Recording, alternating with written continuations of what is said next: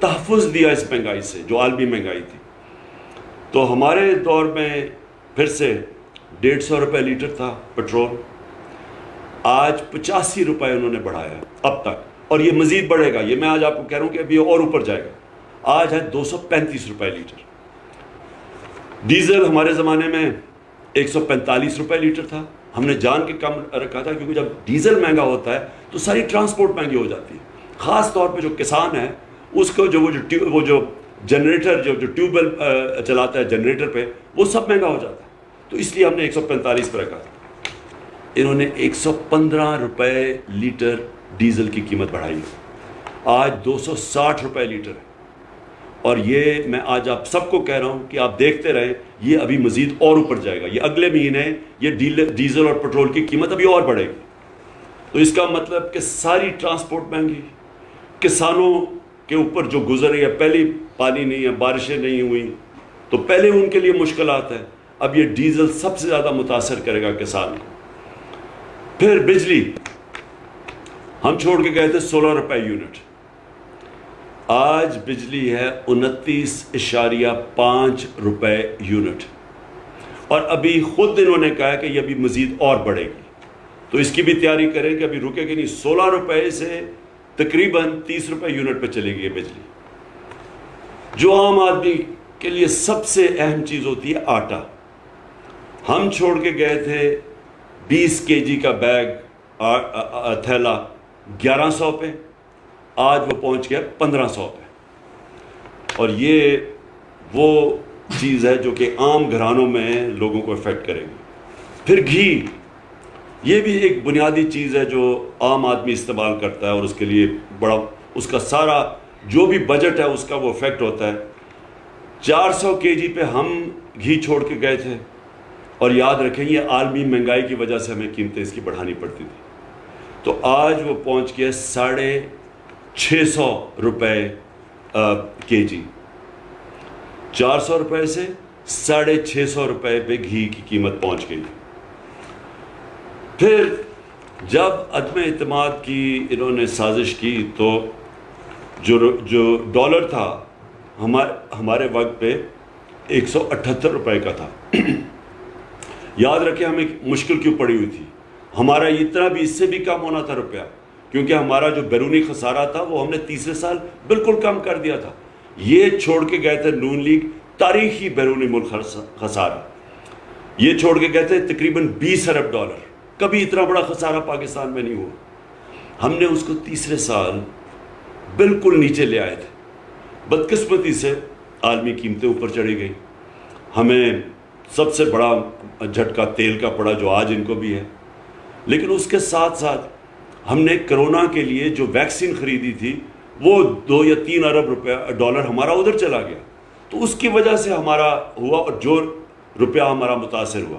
تو اس کے باوجود 178 روپے کا ڈالر تھا، آج ڈالر پہنچ گیا ہے 208 روپے پہ. 30 روپے ڈالر مہنگا ہوا. اب اس کے جو اثرات ہیں، ابھی جتنی بھی آپ کو میں نے مہنگائی بتائی ہے، یہ اس سے اب بہت بڑھے گی جب آہستہ جب روپیہ گرتا ہے اور جب ڈالر مہنگا ہوتا ہے اور ڈالر میں چیزیں خریدتے ہیں تو یہ بھی تیل اور مہنگا ہوگا. اس کا مطلب ڈیزل، پیٹرول، بجلی یہ سب اور مہنگی ہوگی. اچھا، اب میں صرف یہ ہلکا سا آپ کو بتا دوں کہ یہ جب سازش ہوئی تھی تو آپ کو یہ سمجھ آنی چاہیے. میں اپنی قوم کو کہنا چاہتا ہوں کہ ہمیں تو نااہل کہہ رہے تھے، لیکن جو پاکستان اکنامک سروے کی جو رپورٹ ہے اس کے مطابق یہ پاکستان کے جو پچھلے ہمارے جو 2 سال تھے 5.6% پہ ہماری اکانومی کی دولت میں اضافہ ہوا تھا، اور اس سال جب ہمیں ہٹایا گیا 6% گروتھ ریٹ تھی پاکستان کی. اب یہ سمجھ جائیں کہ یہ 2005-6 میں شاید اس طرح کی گروتھ ریٹ تھی، لیکن ان دونوں پارٹیز نے کبھی اس طرح کا گروتھ ریٹ 2 سال مسلسل نہیں کی. اور یہ اس وقت ہماری حکومت ہٹائی گئی جب اکانومی اوپر جا رہی تھی. ہماری جو انڈسٹری تھی، میں صرف یہ آپ کو بتا دوں کہ ہماری انڈسٹری 7.2% پہ بڑھ رہی تھی. ہمارا جو زراعت تھی وہ 4.4% پہ بڑھ رہی تھی. اور یہ اس کی وجہ سے ملک میں خوشحالی آ رہی تھی, کسانوں کے پاس پیسہ آ رہا تھا. کبھی اتنا زیادہ پیسہ کسانوں کو نہیں گیا جو ہمارے دور میں گیا. یہ پچھلے 2 سالوں میں ہماری پیداوار ریکارڈ تھی 4 فصلوں کی.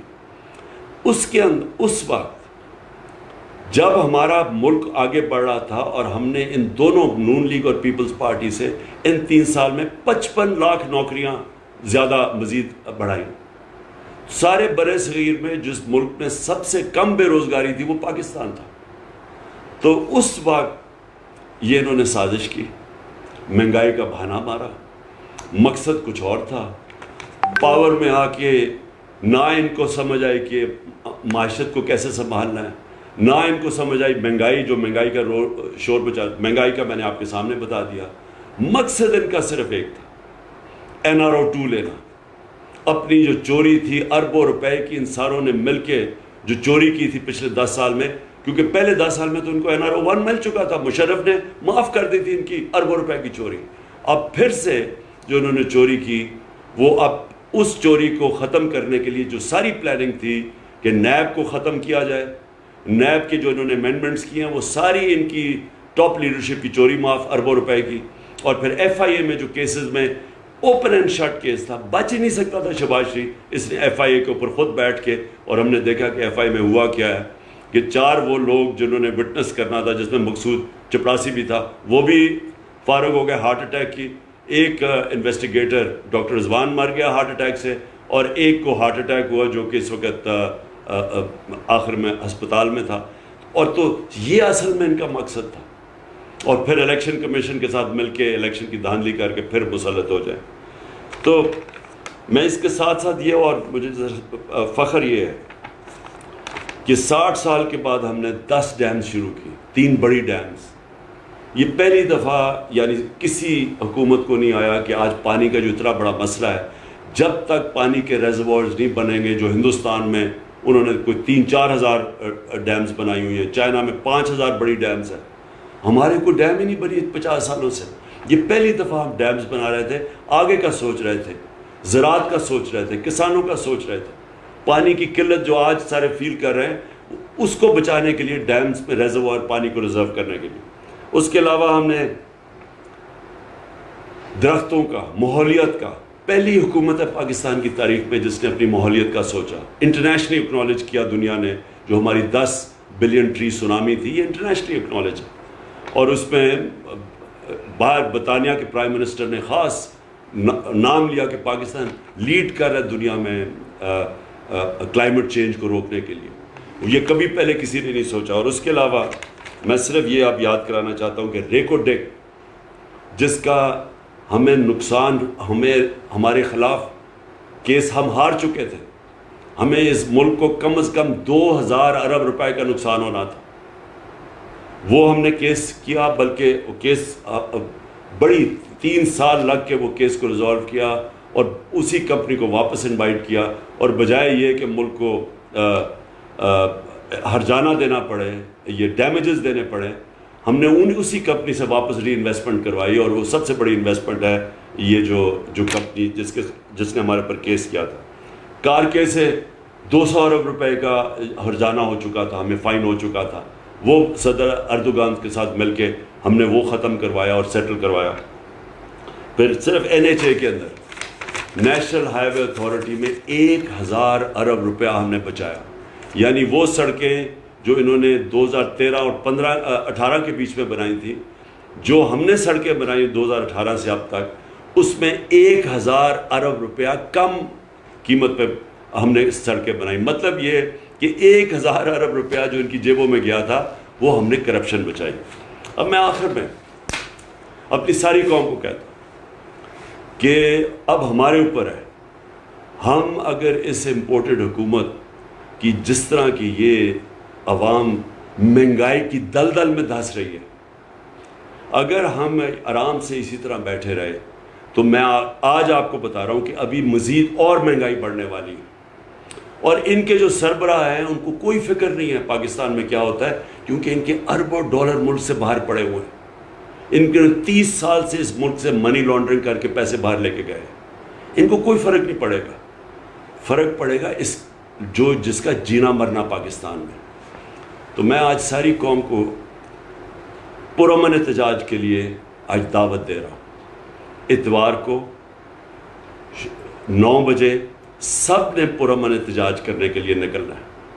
میں ساری اپنی قوم کو، ہر شعبے کو، ٹریڈ یونینز کو، پروفیشنلز کو، ڈاکٹرز کو، انجینئرز کو، کلرکس کو، سرکاری نوکروں کو، میں آج سب آپ کو دعوت دے رہا ہوں کہ اگر آپ نے یہ تماشا مزید اور دیکھنا ہے تو یہ یاد رکھیں کہ جو آگے مہنگائی آ رہی ہے وہ اس سے بہت بڑھ کے آ رہی ہے.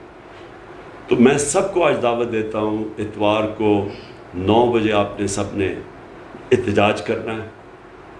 اور میں انشاءاللہ اسکرین کے ذریعے، ویڈیو کے ذریعے میں 10 بجے آپ سب سے بات کروں گا ویڈیو اسکرین کے ذریعے. تو میں چاہتا ہوں کہ آپ سب نکلیں پرامن احتجاج اور اپنے شہروں میں نکلیں، اور شام کو 9 بجے نکلیں اور 10 بجے میں آپ سے بات کروں گا. میں یہ چاہتا ہوں کہ ایک پیغام جائے ان لوگوں کہ اگر آپ سنبھال نہیں سکتے تھے اس ملک کو تو کیوں اتنی سازش کی؟ اگر آج آپ کہہ رہے ہیں کہ جی بارودی سرنگیں بنا دی گئی ہیں تو کیا آپ کو ضرورت تھی کہ ایک ملک جو صحیح طرف لگا ہوا تھا اس کو کیوں آپ نے ڈیریل کیا؟ صرف اس لیے کہ اپنی چوری بچانے کے لیے. اور آج آپ ہمیں کہہ رہے ہیں کہ جی ہم کیا کریں جی، یہ تو بڑا انٹرنیشنلی قیمتیں اوپر بڑھ گئی ہیں، عالمی بحران ہے. آج آپ کو یہ یاد آیا؟ آپ کو نہیں پتا کہ یہ پہلے سے ہم جو سارے فیس کر رہے تھے. بار بار میں بتا رہا تھا کہ ہم بڑی مشکلوں سے اپنے لوگوں کو مہنگائی سے بچا رہے ہیں، اور یہ جو عالمی مہنگائی ہے اس سے ہم پروٹیکٹ کر رہے ہیں. کس طرح ہم نے سبسڈائز کیا. تب تو سارے لگے ہوئے تھے کہنے کہ جی اس کو کیوں اس نے پٹرول کی قیمت بڑھائی اور ڈیزل کی، اور مہنگائی کیوں کر رہا ہے. مہنگائی مارچ ہو رہی تھی ہمارے خلاف.